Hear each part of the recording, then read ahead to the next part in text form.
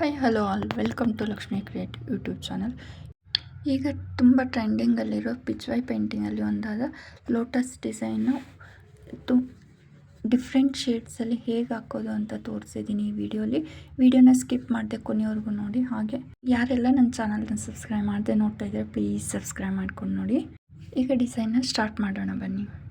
ನಾನು ಇದನ್ನು ಮಾಡೋದಕ್ಕೆ ಫೆವಿಕ್ರಿಲ್ ಕಂಪ್ನಿಯ ಅಕ್ರಲಿಕ್ ಪೈಂಟ್ಸ್ನ ತೊಗೊಂಡಿದ್ದೀನಿ. ಹಾಗೆ ಬ್ರಷಸ್ನ ತೊಗೊಂಡಿದ್ದೀನಿ. ಮೊದಲಿಗೆ ಈ ಫಸ್ಟ್ ಫ್ಲವರ್ ಮಾಡ್ತಾಯಿದ್ದೀನಿ ನೋಡಿ. ವೈಟ್ ಬೇಸ್ನ ಹಾಕ್ತಾಯಿದ್ದೀನಿ. ಫಸ್ಟು ಫುಲ್ ಫ್ಲವರ್ ವೈಟ್ ಬೇಸ್ನ ಹಾಕಿ ಇದು ಡ್ರೈ ಆಗೋದಕ್ಕೆ ಬಿಡ್ತೀನಿ. ಇದು ಡ್ರೈ ಆದಮೇಲೆ ಮತ್ತೆ ನೆಕ್ಸ್ಟ್ ಇನ್ನೊಂದು ಕೋಟಿಂಗ್ ಹಾಕ್ತೀನಿ. ಅದು ಹೇಗೆ ಹಾಕೋದು ಅಂತ ಮತ್ತೆ ಹೇಳ್ತೀನಿ.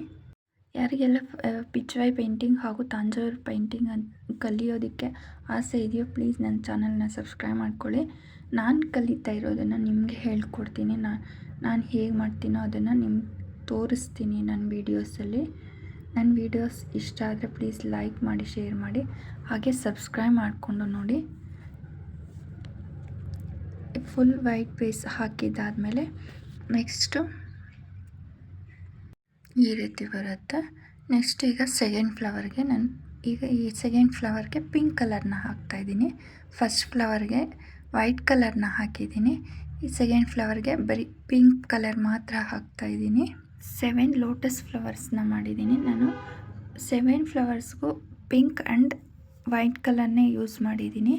ಆದರೆ ಡಿಫ್ರೆಂಟ್ ಶೇಡ್ಸಲ್ಲಿ ಮಾಡಿದ್ದೀನಿ. ಅದೇ ಫ್ಲವರ್ಗೆ ವೈಟ್ ಕಲರ್ ಔಟ್ಲೈನ್ನ ಕೊಟ್ಟು ಅದನ್ನು ಸ್ಪ್ರೆಡ್ ಮಾಡ್ತಾಯಿದ್ದೀನಿ, ಶೇಡ್ ಕೊಡ್ತಾಯಿದ್ದೀನಿ.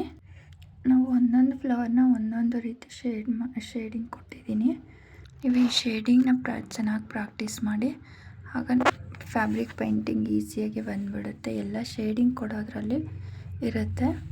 ಈಗ ನೆಕ್ಸ್ಟ್ ಫ್ಲವರ್ಗೆ ಥರ್ಡ್ ಫ್ಲವರ್ಗೆ ಕೆಳಗಡೆಯಿಂದ ಅರ್ಧ ಭಾಗಕ್ಕೆ ನಾನು ವೈಟ್ ಕಲರ್ ಬೇಸ್ನ ಹಾಕ್ತಾಯಿದ್ದೀನಿ.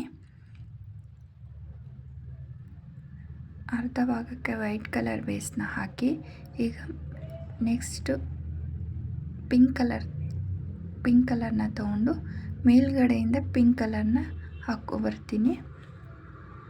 ಇದೊಂದು ಡಿಫ್ರೆಂಟ್ ಶೇಡ್ ಬರುತ್ತೆ. ಮೇಲ್ಗಡೆ ಪಿಂಕ್ ಕಲರ್ ಕಾಣಿಸುತ್ತೆ, ಕೆಳಗಡೆ ವೈಟ್ ಕಲರ್ ಕಾಣಿಸುತ್ತೆ. ಅದು ಫುಲ್ ಶೇಡ್ ಕೊಟ್ಟರೆ ಲೈಟ್ ಪಿಂಕ್ ಕಲರ್ ಬರುತ್ತೆ ಕೆಳಗಡೆ ಭಾಗದಲ್ಲಿ ನೋಡಿ. ಇದೊಂದು ಡಿಫ್ರೆಂಟ್ ಶೇಡ್ ಬಂತು. ಈಗ ನೆಕ್ಸ್ಟ್ ಫೋರ್ತ್ ಫ್ಲವರ್ಗೆ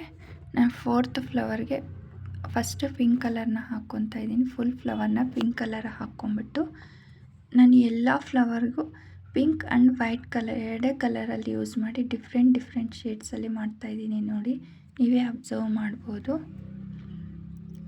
ಪಿಂಕ್ ಕಲರ್ ಹಾಕಿದ್ದಾದಮೇಲೆ ಈಗ ಇದಕ್ಕೆ ಇಷ್ಟೆಷ್ಟು ಲಿಟಿಲ್ ಬಿಟ್ಟಷ್ಟು ವೈಟ್ ಕಲರ್ನ ತಗೊಂಡು ಮಧ್ಯದಲ್ಲಿ ಈ ರೀತಿ ಶೇಡ್ ಮಾಡ್ತೀನಿ.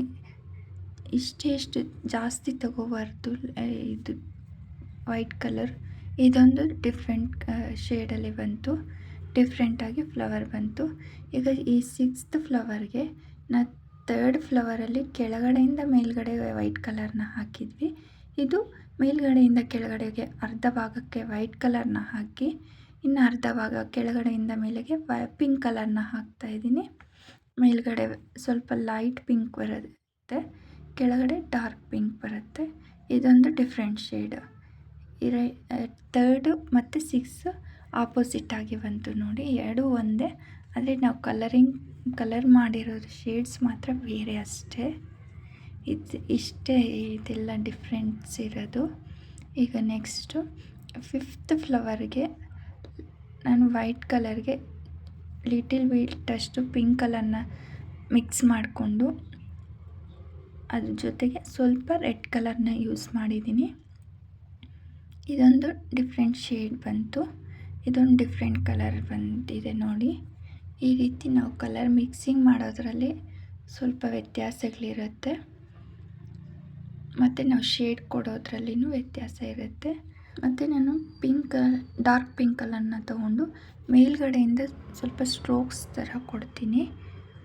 ನಾವು ಪೈಂಟ್ ಡ್ರೈ ಆಗೋಕ್ಕೆ ಮುಂಚೆನೇ ಶೇಡ್ ಮಾಡಬೇಕು. ಡ್ರೈ ಆದಮೇಲೆ ಶೇಡ್ ಮಾಡೋದಕ್ಕಾಗಲ್ಲ. ಅದಕ್ಕೆ ಡ್ರೈ ಆಗೋದಕ್ಕಿಂತ ಮೊದಲೇ ನಾವು ಶೇಡಿಂಗ್ ಕೊಟ್ಟರೆ ಅದು ಚೆನ್ನಾಗಿ ಬರುತ್ತೆ. ಇದು ಒಂದು ಥರ ಡಿಫ್ರೆಂಟ್ ಲುಕ್ ಬಂತು.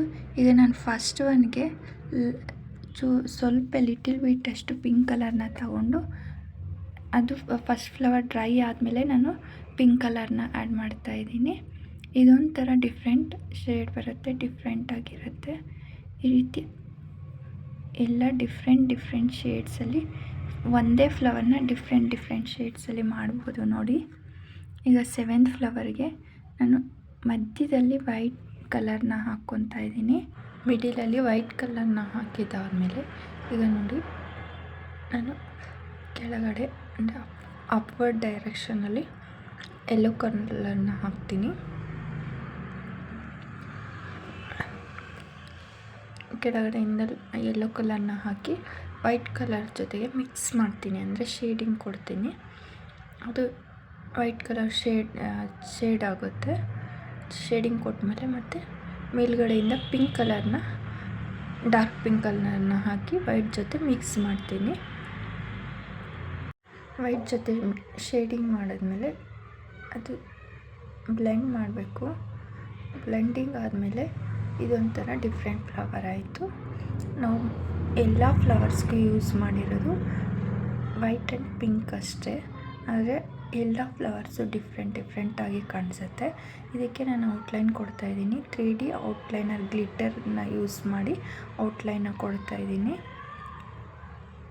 ಇದು ಡ್ರೈ ಆದಮೇಲೆ ಗ್ಲಿಟರ್ಸ್ ಎಲ್ಲ ಶೈನಿಂಗ್ ಬರುತ್ತೆ, ಇನ್ನು ಲುಕ್ಕು ಚೆನ್ನಾಗಿ ಕಾಣಿಸುತ್ತೆ. ನೀವೇ ನೋಡ್ಬೋದು ಡ್ರೈ ಆದಮೇಲೆ ಯಾವ ರೀತಿ ಕಾಣಿಸುತ್ತೆ ಅಂತ ಲಾಸ್ಟಲ್ಲಿ ಪಿಕ್ನ ಕೊಡ್ತೀನಿ, ನಿಮಗೆ ಅರ್ಥ ಆಗುತ್ತೆ.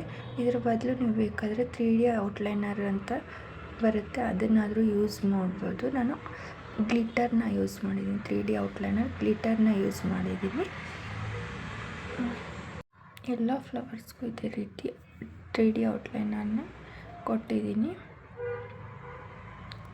ಫುಲ್ ಫಿನಿಶ್ ಆದಮೇಲೆ ಈ ಡಿಸೈನ್ಸ್ ಎಲ್ಲ ಹೇಗೆ ಕಾಣಿಸುತ್ತೆ ಅಂತ ನಿಮಗೆ ತೋರಿಸ್ತೀನಿ ನೋಡಿ.